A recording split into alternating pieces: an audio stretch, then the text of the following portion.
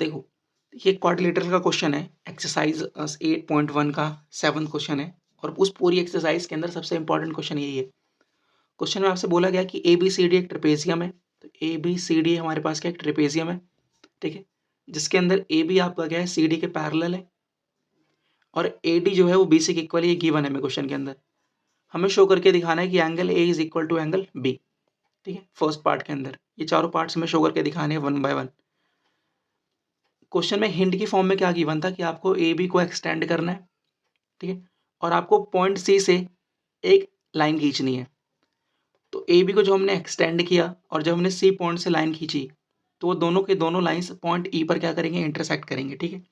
और क्वेश्चन में ये भी गिवन है कि आपने जो सी ई लाइन खींची ये ए डी के क्या है, पैरेलल है। ये हिंट में ही आपको सारी इन्फॉर्मेशन गिवन है, ठीक है। देखो सॉल्व करते हैं इसे। सो चलो गिवन लिख लेते हैं।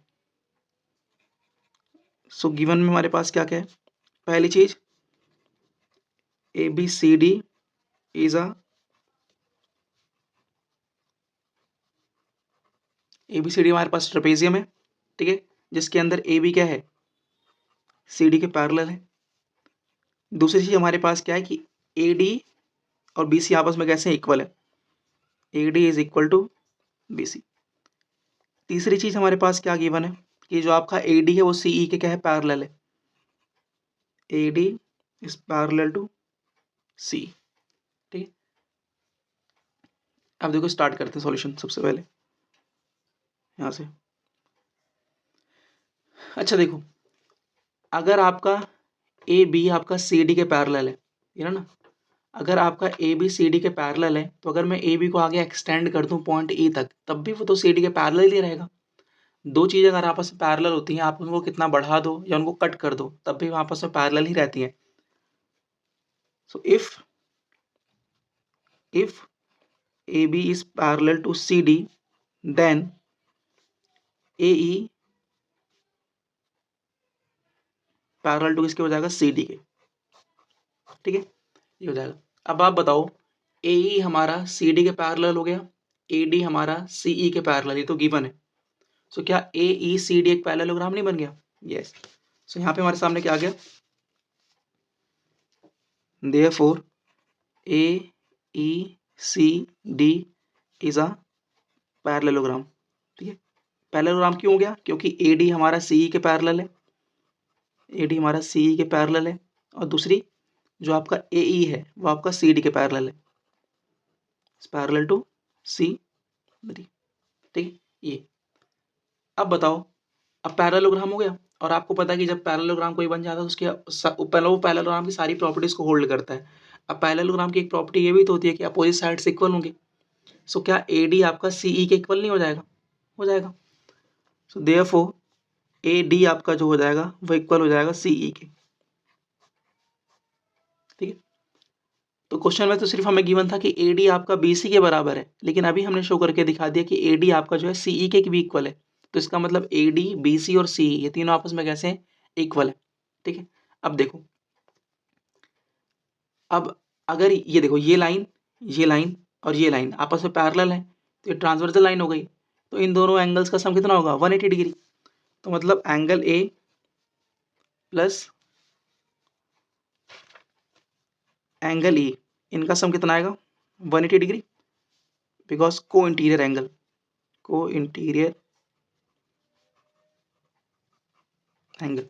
तो यहाँ से एंगल ए की वैल्यू कितनी आएगी बताओ, 180 डिग्री माइनस एंगल ए, ठीक है, यहाँ तो कोई दिक्कत नहीं। अब देखना इन दोनों एंगल्स का सम कितना आएगा, भाई इन दोनों एंगल्स का सम तो 180 डिग्री था, इन दोनों एंगल्स का सम कितना आएगा, 180 डिग्री, लीनियर पेयर से। सो एंगल बी प्लस इसको क्या मान लिया, सी बी ई, इन दोनों का सम कितना आएगा, 180 डिग्री से, लीनियर पेयर। तो यहाँ से एंगल बी की वैल्यू कितनी आएगी बताओ, एंगल बी की वैल्यू हो जाएगी 180 degree minus angle C B E. आप मुझे एक बात बताओ, अगर किसी ट्रायंगल में दो साइड्स इक्वल होती हैं तो उन पर बनने वाले अपोजिट एंगल्स भी कैसे होते हैं, इक्वल होते हैं। तो अगर इस वाले ट्रायंगल को मैं ध्यान से ऑब्जर्व करूँ, इस वाले ट्रायंगल को, तो इसमें ये साइड और ये साइड इक्वल है, तो इन पर बनने वाले जो अपोजिट एंगल्स होंगे वो कैसे होंगे, इक्वल होंगे। इसका मतलब एंगल ई जो है, एंगल ई जो है वो इक्वल है एंगल सी बी ई के। क्यों? Angles opposite to equal sides of triangle, equal sides of triangle, triangle equal. ठीक है, अब बताओ अगर एंगल ई और एंगल सी बी ई आपस में बराबर है, तो क्या मैं सी बी ई की जगह पे तो क्या मैं सी बी ई की जगह पे एंगल ए नहीं पुट कर सकता? कर सकते हैं बिल्कुल। तो देखना अब क्या आएगा।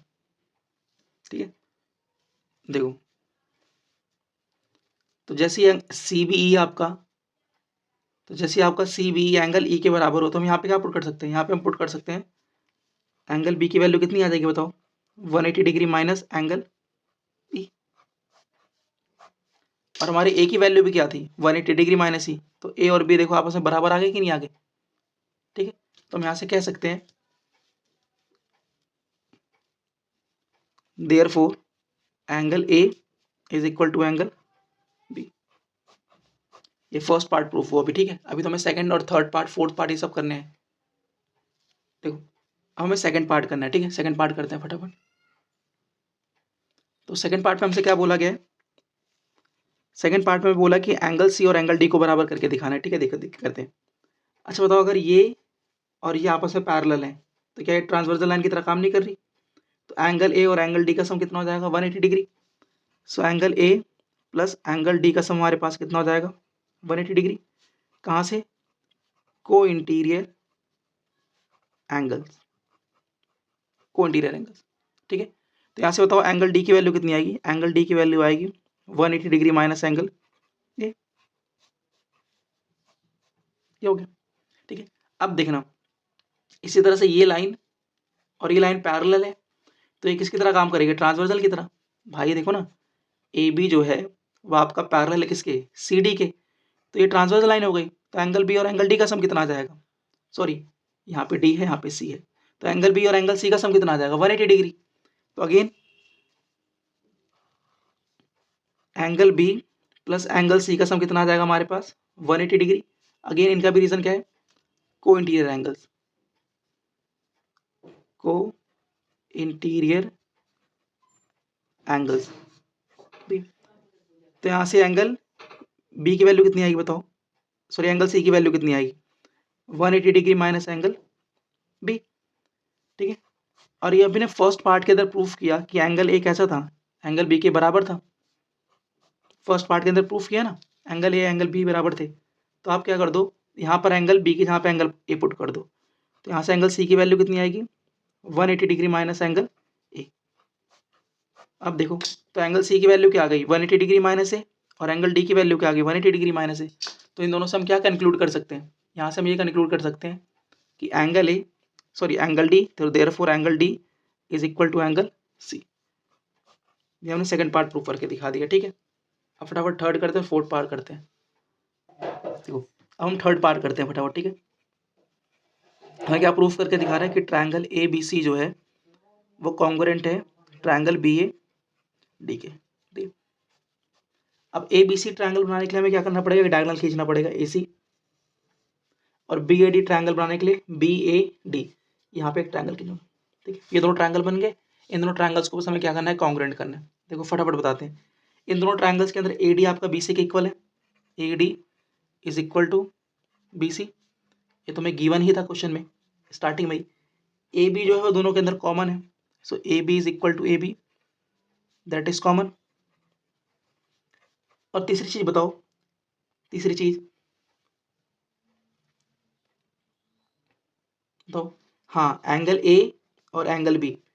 देखो इस वाले ट्रायंगल के अंदर एंगल ए आ रहा है, और इस वाले ट्रायंगल के अंदर क्या आ रहा है, इस वाले ट्रायंगल के अंदर क्या आ रहा है, angle B.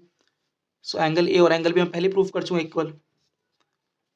So angle A is equal to angle B, proved in first part, proved in first part, first part के अंदर में प्रूफ कर लिया। So therefore triangle A B C जो हो गया वो आपका कॉन्ग्रुएंट हो गया ट्रायंगल बी ए डी के।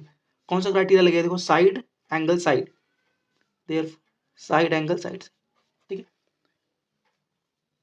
ठीक है, ये हो गया। एंड फोर्थ पार्ट में देखो, फोर्थ पार्ट में प्रूफ करना था डायगोनल एसी और बीडी इक्वल है, मतलब ये एसी और ये बीडी आपस में कैसे इक्वल है। सो आप बताओ अगर ये दोनों ट्रायंगल्स कॉन्ग्रुएंट हो गए तो सीपीसीटी से दोनों साइड्स भी इक्वल जाएंगी। तो we have proved in third part that triangle ABC congruent है triangle BAD के। सो therefore आपका जो AC हो जाएगा वो BD हो जाएगा, इक्वल हो जाएंगे किससे, CP। ठीक, तो आपको सारे पार्ट्स करने इंपॉर्टेंट क्वेश्चन है एग्जाम पॉइंट ऑफ व्यू से।